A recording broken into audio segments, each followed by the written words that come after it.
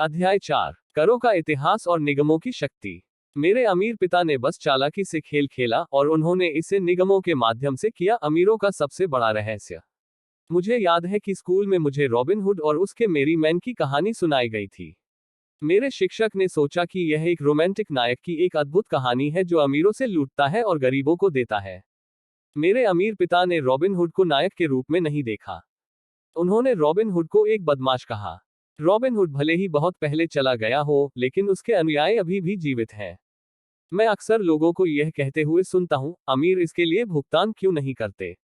या अमीरों को अधिक करों का भुगतान करना चाहिए और इसे गरीबों को देना चाहिए। यह रॉबिन हुड की कल्पना है, या अमीरों से लेकर गरीबों को देने की, जिसने गरीबों और मध्यम वर्ग को सबसे अधिक पीड़ा दी है।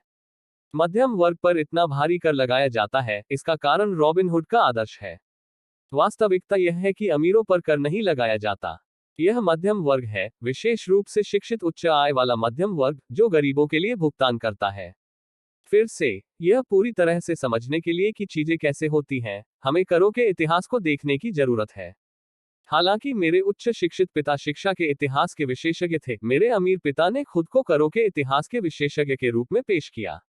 अमीर पिता ने माइक और मुझे समझाया कि मूल रूप से इंग्लैंड और अमेरिका में कोई कर नहीं था।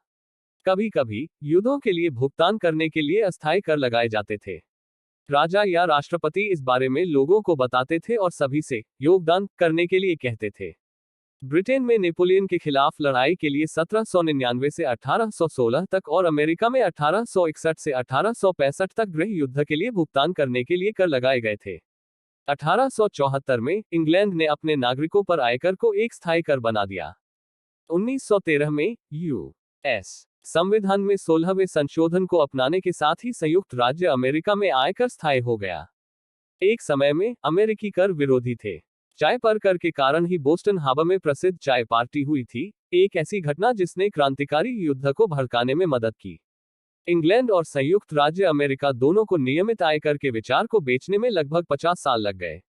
ये ऐतिहासिक तिथियां यह बताने में विफल हैं कि ये दोनों कर शुरू में केवल अमीरों पर लगाए गए थे। यही वह बिंदु था जिसे अमीर पिता माइक और मुझे समझाना चाहते थे। उन्होंने बताया कि करों के विचार को लोकप्रिय बनाया गया और बहुमत द्वारा स्वीकार किया गया, गरीबों और मध्यम वर्ग को यह बताकर कि कर केवल अमीरों को दंडित करने के लिए बनाए गए थे। इस तरह जनता ने कानून के लिए मतदान किया और यह संवैधानिक रूप से कानूनी हो गया। हालांकि इसका उद्देश्य अमीरों को दंडित करना था, लेकिन वास्तव में इसने उन लोगों को दंडित किया जिन्होंने इसके लिए मतदान किया था, गरीब और मध्यम वर्ग। अमीर पिता ने कहा, एक बार जब सरकार को पैसे का स्वाद मिल गया, तो उसकी भूख बढ़ गई। तुम्हारे पिताजी और मैं बिल्कुल विपरीत हैं। वो एक सरकारी नौकरशाह है और मैं एक पूंजीपति हूँ। हमें वेतन मिलता है और हमारी सफलता विपरीत व्यवहारों पर मापी जाती है। उन्हें पैसे खर्च करने और लोगों को काम पर रखने के लिए वेतन मिलता है। वह जितना ज्यादा खर्च करते हैं और जितने ज्यादा लोगों को काम पर रखते हैं, उनका संगठन उतना ही बड़ा होता जाता है। सरकार में एक बड़ा संगठन एक सम्मानित संगठन होता है। दूसरी ओर मेरे संगठन में मैं जितने कम लोगों को काम पर रखता हूं और जितना कम पैसा खर्च करता हूं, मेरे निवेशक उतना ही ज्यादा मेरा सम्मान करते हैं। इसलिए मुझे सरकारी लोग पसंद नहीं है। उनके पास ज्यादातर व्यापारियों से अलग उद्देश्य होते हैं। जैसे जैसे सरकार बढ़ती है, उसे समर्थन देने के लिए ज्यादा से ज्यादा टैक्स डॉलर की जरूरत होती है। मेरे शिक्षित पिताजी ईमानदारी से मानते थे कि सरकार को लोगों की मदद करनी चाहिए। उन्हें जॉन एफ कैनेडी और खास तौर पर शांति के विचार से प्यार था। कोर, उन्हें यह विचार इतना पसंद आया कि उन्होंने और मेरी मां ने पीस कोर के लिए काम किया, मलेशिया, थाईलैंड और फिलीपींस जाने के लिए स्वयंसेवकों को प्रशिक्षित किया। उन्होंने हमेशा अतिरिक्त अनुदान और बजट वृद्धि के लिए प्रयास किया ताकि वे शिक्षा विभाग और पीस कोर दोनों में अपनी नौकरी में अधिक लोगों को काम पर रख सकें। जब मैं लगभग 10 साल का था, तब से मैं अपने अमीर पिता से सुनता था कि सरकारी कर्मचारी आलसी चोरों का एक समूह है, और अपने गरीब पिता से सुनता था कि कैसे अमीर लालची बदमाश हैं जिन्हें अधिक कर देना चाहिए। दोनों पक्षों के पास वैध बिंदु थे। शहर के सबसे बड़े पूंजीपतियों में से एक के लिए काम करने जाना और एक ऐसे पिता के पास घर आना जो एक प्रमुख सरकारी नेता था, मुश्किल था।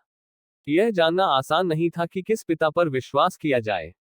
फिर भी जब आप करों के इतिहास का अध्ययन करते हैं, तो एक दिलचस्प परिप्रेक्ष्य उभरता है। जैसा कि मैंने कहा, करों का पारित होना केवल इसलिए संभव था क्योंकि जनता अर्थशास्त्र के रॉबिनहुड सिद्धांत में विश्वास करती थी, अमीरों से लो और बाकी सभी को दो। समस्या यह थी कि सरकार की पैसे की भूख इतनी अधिक थी कि जल्द ही मध्यम वर्ग पर कर लगाने की आवश्यकता थी और वहां से यह नीचे की ओर जाता रहा। हालांकि अमीरों ने एक अवसर देखा क्योंकि वे नियमों के एक ही सेट से नहीं खेलते हैं। अमीर निगमों के बारे में जानते थे जो नौकायन जहाजों के दिनों में लोकप्रिय हो गए थे। अमीरों ने प्रत्येक यात्रा की परिसंपत्तियों तक अपने जोखिम को सीमित करने के लिए एक वाहन के रूप में निगम बनाया। अमीरों ने यात्रा को वित्तपोषित करने के लिए अपना पैसा एक निगम में लगा दिया। निगम तब खजाने की तलाश में नई दुनिया की यात्रा करने के लिए एक चालक दल को काम पर रखता था। यदि जहाज खो गया तो चालक दल ने अपनी जान गंवा दी, लेकिन अमीरों को होने वाला नुकसान केवल उस पैसे तक ही सीमित होगा जो उन्होंने उस विशेष यात्रा के लिए निवेश किया था। मेरे अमीर पिता रॉबिन हुड को हीरो नहीं मानते थे। उन्होंने रॉबिन हुड को एक बदमाश कहा। यह कानूनी कॉर्पोरेट संरचना का ज्ञान है जो वास्तव में अमीरों को गरीबों और मध्यम वर्ग पर एक बड़ा लाभ देता है। मेरे दो पिताओं ने मुझे पढ़ाया, एक समाजवादी और दूसरा पूंजीवादी। मुझे जल्दी ही एहसास होने लगा कि पूंजीवादी दर्शन मेरे लिए अधिक वित्तीय समझ में आता है। मुझे ऐसा लगा कि समाजवादियों ने अंततः वित्तीय शिक्षा की कमी के कारण खुद को दंडित किया। चाहे अमीरों से ले लो, भीड़ ने कुछ भी कहा हो, अमीरों ने हमेशा उन्हें मात देने का एक तरीका ढूंढ लिया। इस तरह से अंततः मध्यम वर्ग पर कर लगाया गया। अमीरों ने बुद्धिजीवियों को केवल इसलिए मात दी क्योंकि वे पैसे की शक्ति को समझते थे, एक ऐसा विषय जो स्कूलों में नहीं पढ़ाया जाता। अमीरों ने बुद्धिजीवियों को कैसे मात दी? एक बार जब अमीरों से ले लो कर पारित हो गया, तो सरकारी खजाने में नकदी आने लगी। शुरू में लोग खुश थे। सरकारी कर्मचारियों और अमीरों को पैसा दिया गया। यह सरकारी कर्मचारियों को नौकरियों और पेंशन के रूप में मिला और यह अमीरों को उनके कारखानों के माध्यम से सरकारी अनुबंध प्राप्त करने के लिए मिला। सरकार को धन का एक बड़ा भंडार मिला, लेकिन समस्या उस धन के राजकोषीय प्रबंधन की थी। सरकार का आदर्श अतिरिक्त धन से बचना है। यदि आप अपने आवंटित धन को खर्च करने में विफल रहते हैं, तो आप अगले बजट में इसे खोने का जोखिम उठाते हैं। आपको निश्चित रूप से कुशल होने के लिए मान्यता नहीं दी जाएगी। दूसरी ओर, व्यवसाय लोगों को अतिरिक्त धन होने के लिए पुरस्कृत किया जाता है और उनकी दक्षता के लिए उनकी सराहना की जाती है। जैसे जैसे सरकारी खर्च बढ़ने का यह चक्र जारी रहा, पैसे की मांग बढ़ती गई और अमीरों पर कर लगाने के विचार को समायोजित किया गया, जिसमें निम्न आय वर्ग के लोग भी शामिल थे, जिन्होंने इसे वोट दिया था, गरीब और मध्यम वर्ग। सच्चे पूंजीपतियों ने अपने वित्तीय ज्ञान का उपयोग केवल एक रास्ता खोजने के लिए किया। वे एक निगम की सुरक्षा में वापस चले गए।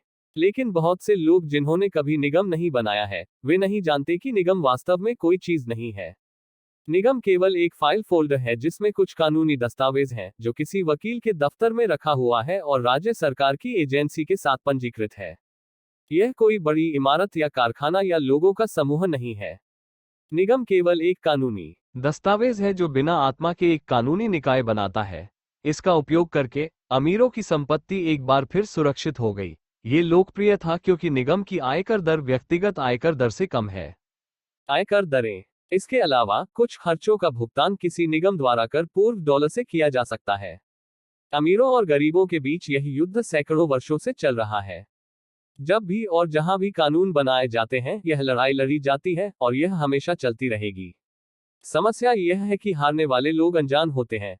वे जो हर दिन उठते हैं और लगन से काम पर जाते हैं और करों का भुगतान करते हैं। अगर वे केवल यह समझ ले कि अमीर लोग किस तरह से खेल खेलते हैं, तो वे भी खेल सकते हैं। तब वे अपनी वित्तीय स्वतंत्रता की ओर बढ़ रहे होंगे।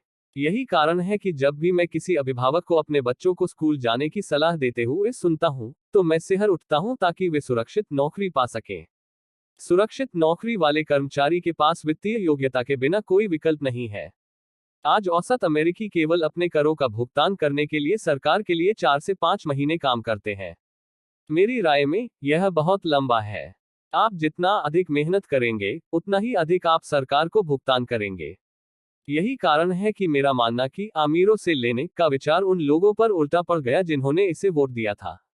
जब भी लोग अमीरों को दंडित करने की कोशिश करते हैं, अमीर लोग बस अनुपालन नहीं करते हैं, वे प्रतिक्रिया करते हैं। उनके पास पैसा, शक्ति और चीजों को बदलने का इरादा है। वे बस वहां बैठकर स्वेच्छा से अधिक कर नहीं देते हैं।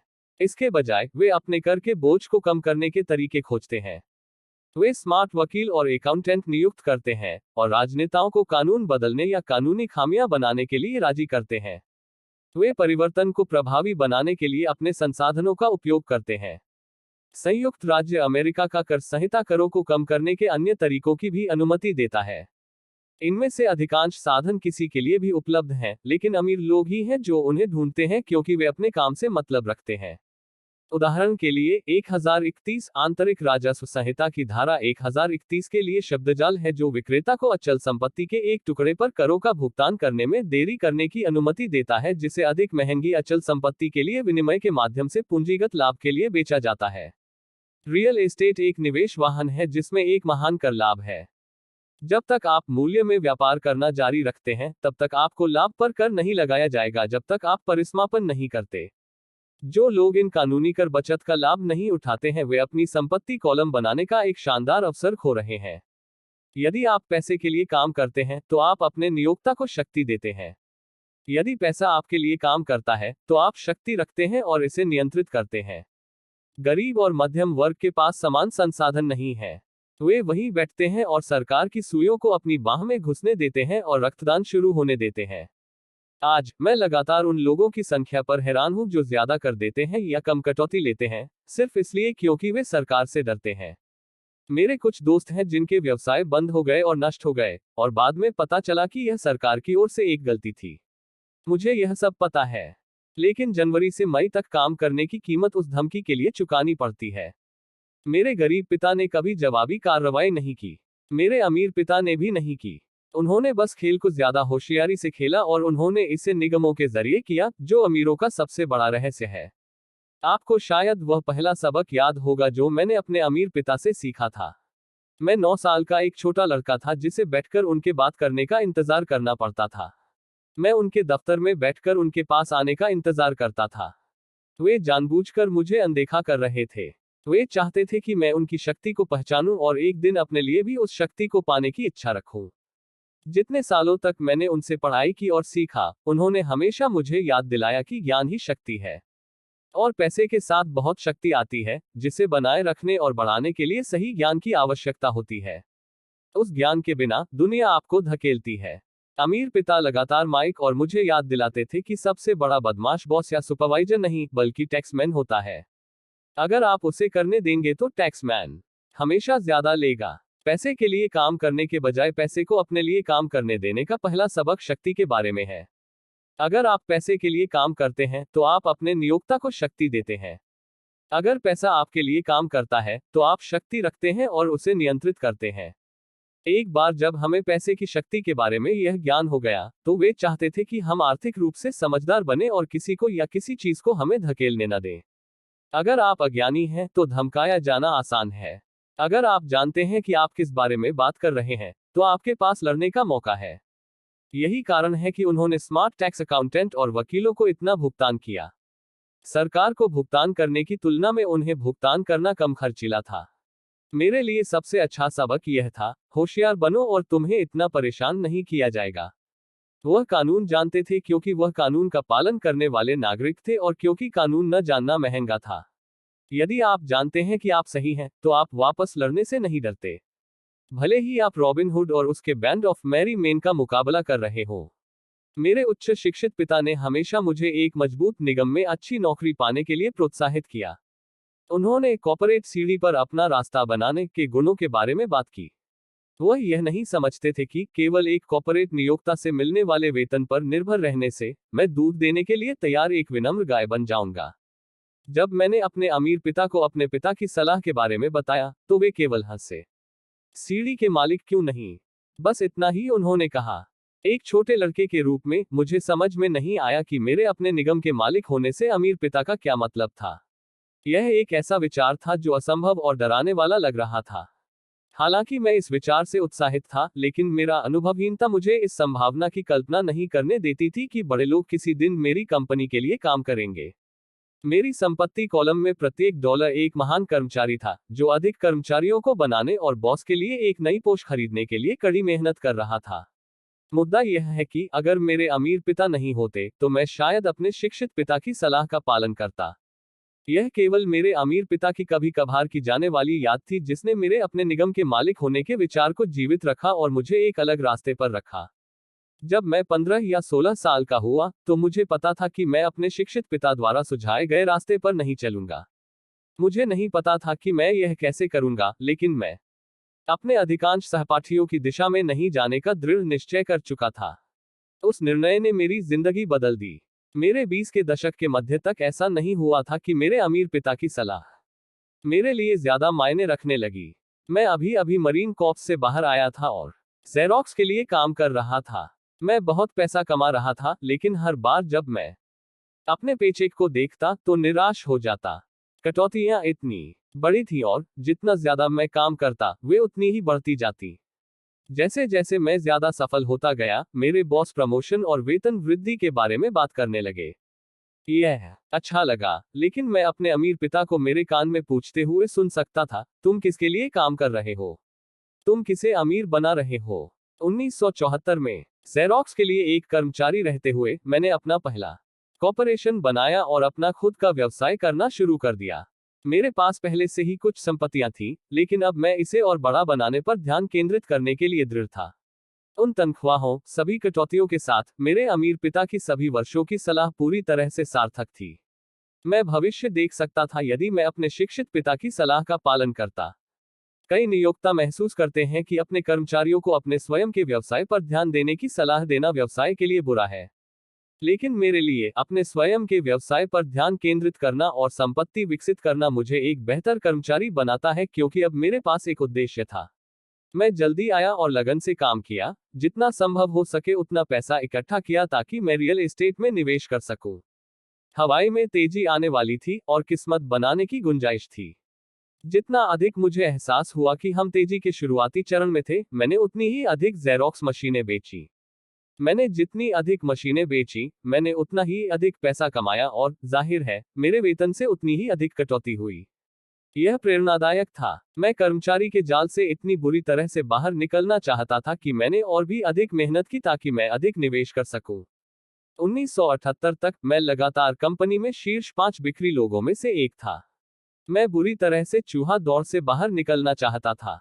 3 साल से भी कम समय में मैं अपने रियल एस्टेट होल्डिंग कॉर्पोरेशन में जेरोक्स से अधिक कमा रहा था। और जो पैसा मैं अपने स्वयं के निगम में अपनी संपत्ति कॉलम में कमा रहा था, वह मेरे लिए काम करने का पैसा था, न कि मैं कॉपियां बेचने के लिए दरवाजे खटखटा रहा था। मेरे अमीर पिता की सलाह बहुत अधिक समझ में आई।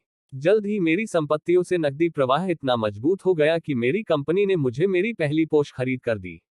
मेरे साथी जेरोक्स सेल्सपर्सन ने सोचा कि मैं अपना कमीशन खर्च कर रहा हूं। मैं ऐसा नहीं कर रहा था। मैं अपनी कमीशन को संपत्तियों में निवेश कर रहा था। मेरा पैसा अधिक पैसा बनाने के लिए कड़ी मेहनत कर रहा था। मेरी संपत्ति कॉलम में प्रत्येक डॉलर एक महान कर्मचारी था, जो अधिक कर्मचारियों को बनाने और कर पूर्व डॉलर के साथ बॉस के लिए एक नई पोस्ट खरीदने के लिए कड़ी मेहनत कर रहा था। मैंने जेरोक्स के लिए कड़ी मेहनत करना शुरू कर दिया। योजना काम कर रही थी और मेरी पोश इसका सबूत थी। अपने अमीर पिता से सीखे गए सबक का उपयोग करके मैं कम उम्र में ही कहावत की चूहा दौड़ से बाहर निकलने में सक्षम हो गया। यह उस मजबूत वित्तीय ज्ञान के कारण संभव हुआ जो मैंने अमीर पिता से सीखकर हासिल किया था। इस वित्तीय ज्ञान के बिना, जिसे मैं वित्तीय बुद्धिमत्ता या वित्तीय आईक्यू कहता हूं, वित्तीय स्वतंत्रता की मेरी राह बहुत अधिक कठिन होती। अब मैं दूसरों को इस उम्मीद में सिखाता हूं कि मैं अपना ज्ञान उनके साथ साझा कर सकूं। मैं लोगों को याद दिलाता हूं कि वित्तीय आईक्यू विशेषज्ञता के 4 व्यापक क्षेत्रों के ज्ञान से बनी है। 1. लेखांकन। लेखांकन वित्तीय साक्षरता या संख्याओं को पढ़ने की क्षमता है। यदि आप एक साम्राज्य बनाना चाहते हैं तो यह एक महत्वपूर्ण कौशल है। जितना अधिक पैसा आपके लिए जिम्मेदार है, उतनी ही अधिक सटीकता की आवश्यकता है, या घर ढह जाता है। यह बायां मस्तिष्क पक्ष है या विवरण। वित्तीय साक्षरता वित्तीय विवरणों को पढ़ने और समझने की क्षमता है, जो आपको किसी भी व्यवसाय की ताकत और कमजोरियों की पहचान करने की अनुमति देती है। 2. निवेश। निवेश पैसा कमाने का विज्ञान है। इसमें ऐसी रणनीतियां और सूत्र शामिल हैं जो रचनात्मक दाएं मस्तिष्क पक्ष का उपयोग करते हैं। 3. बाजारों को समझना। बाजारों को समझना आपूर्ति और मांग का विज्ञान है। आपको निवेश के मौलिक या आर्थिक पहलुओं के अलावा बाजार के तकनीकी पहलुओं को जानना होगा, जो भावना से प्रेरित होते हैं।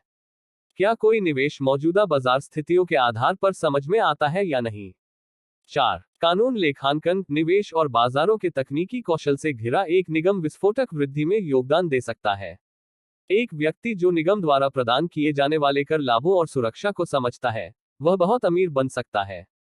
किसी कर्मचारी या छोटे व्यवसाय के एकमात्र स्वामी की तुलना में यह अधिक तेज है। यह किसी व्यक्ति के चलने और किसी के उड़ने के बीच के अंतर जैसा है। जब दीर्घकालिक धन की बात आती है तो यह अंतर बहुत गहरा होता है। कर लाभ, एक निगम कई चीजें कर सकता है जो एक कर्मचारी नहीं कर सकता, जैसे करों का भुगतान करने से पहले खर्चों का भुगतान करना। यह विशेषज्ञता का एक संपूर्ण क्षेत्र है जो बहुत ही रोमांचक है। कर्मचारी कमाते हैं और उन पर कर लगता है, और वे जो बचता है उसी पर जीने की कोशिश करते हैं। एक निगम कमाता है, वह सब कुछ खर्च करता है जो वह कर सकता है, और जो कुछ भी बचता है उस पर कर लगाया जाता है। यह सबसे बड़ी कानूनी कर खामियों में से एक है जिसका अमीर लोग उपयोग करते हैं। इन्हें स्थापित करना आसान है, और यदि आपके पास ऐसे निवेश हैं जो अच्छा नकदी प्रवाह उत्पन्न कर रहे हैं तो वे महंगे नहीं हैं। उदाहरण के लिए, अपने स्वयं के निगम के मालिक होने से आपकी छुट्टियां हवाई में बोर्ड मीटिंग की तरह हो सकती हैं। कार भुगतान, बीमा, मरम्मत और स्वास्थ्य क्लब की सदस्यताएं कंपनी के खर्च हैं। ज्यादातर रेस्टोरेंट में खाना आंशिक खर्च होता है और इसी तरह चलता रहता है, लेकिन यह कानूनी तौर पर कर पूर्व डॉलर से किया जाता है। मुकदमों से सुरक्षा, हम एक मुकदमेबाज समाज में रहते हैं। हर कोई आपके काम का हिस्सा चाहता है।